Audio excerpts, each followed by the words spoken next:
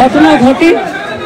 আমি সেদিন ঝাড়গ্রামে ছিলাম, কিন্তু আমার কাছে যখনই কলকাতা পুলিশ কমিশনার খবরটা দেয়, আমি সঙ্গে সঙ্গে তাকে বলি যে এটা খুব নক্কারজনক ঘটনা এবং খুবই বেদনাদায়ক ঘটনা।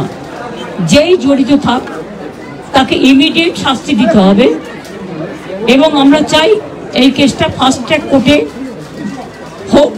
ফাস্ট ট্র্যাক কোর্টে হলে জুডিশিয়াল প্রসেসটা তাড়াতাড়ি হবে এবং তাতে আমরা ফাঁসির দাবি জানাবো। কারণ কিছু মনে রাখবেন, কিছু লোক এখনো সামাজিক অবক্ষয়ের মধ্যে আছেন, সামাজিক মূল্যবোধটাকে ভুলে গেছেন।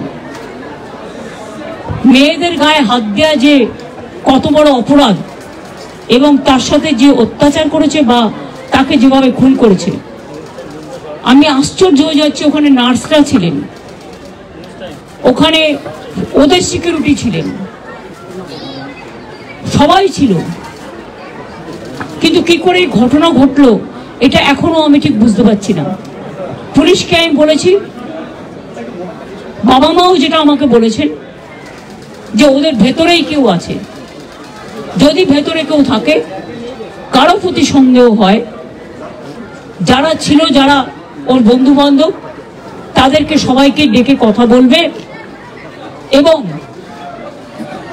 যিনি ফোন করেছিলেন প্রথম বাড়িতে তাকেও ডেকে কথা বললেন। আজকে প্রিন্সিপাল নিজে রেজিগনেশন করে দিয়েছিলেন, বলছিলেন যে আমার বাড়িতেও তো বাচ্চারা আছে, যেভাবে আমাকে গালিগালাজ করা হচ্ছে।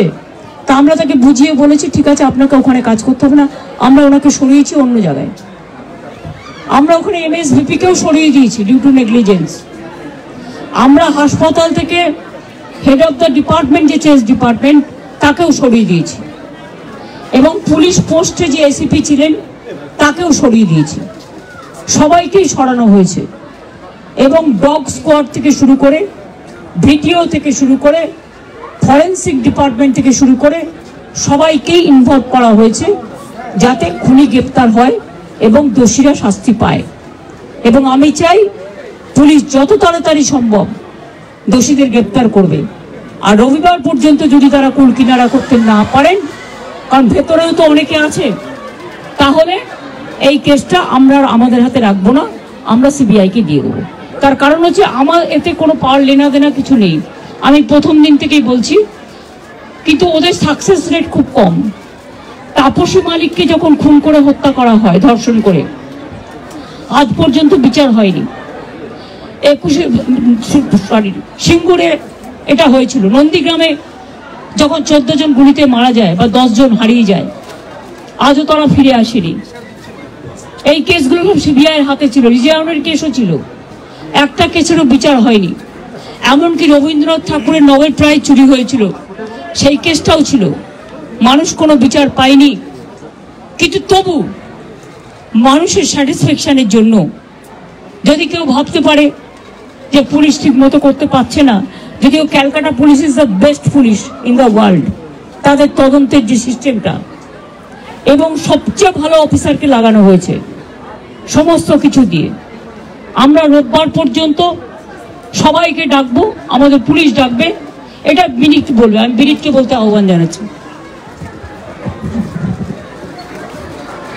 আমরা অলরেডি যে ইনভেস্টিগেশন প্রসেসের মধ্যে যারা যারা ওই পিওর কাছাকাছি ছিলেন, কোনো ধরনের কোনো কানেকশন আছে, ইনভলভমেন্ট আছে, প্রত্যেকটা লোককেই ডাকা হচ্ছে এবং ডাকা হবে যদি কারো না ডাকা হয়ে থাকে।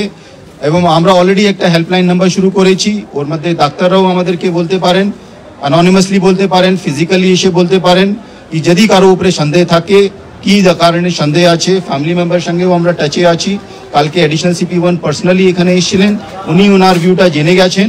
আমিও আজকে এসেছি, ম্যাডাম এখানে এসছেন, আমরা ওনার ভিউটা জেনে গেছি এবং ওদের সঙ্গে আমরা কন্টিনিউয়াসলি যোগাযোগে থাকবো এবং প্রোগ্রেস অফ ইনভেস্টিগেশন নিশ্চয়ই ওদের সঙ্গে শেয়ার করব। এবং আমরা নিশ্চিত কি আগামী 4-5 দিনের মধ্যে যদি আরও কেউ থাকে, আমরা নিশ্চয়ই ওদের সবাইকে আমরা নিশ্চয়ই অ্যারেস্ট করতে পারবো। আর যদি তা সত্ত্বেও যদি ফ্যামিলি স্যাটিসফ্যাকশন না থাকে, ম্যাডাম যা বলেছেন সেটা হবে।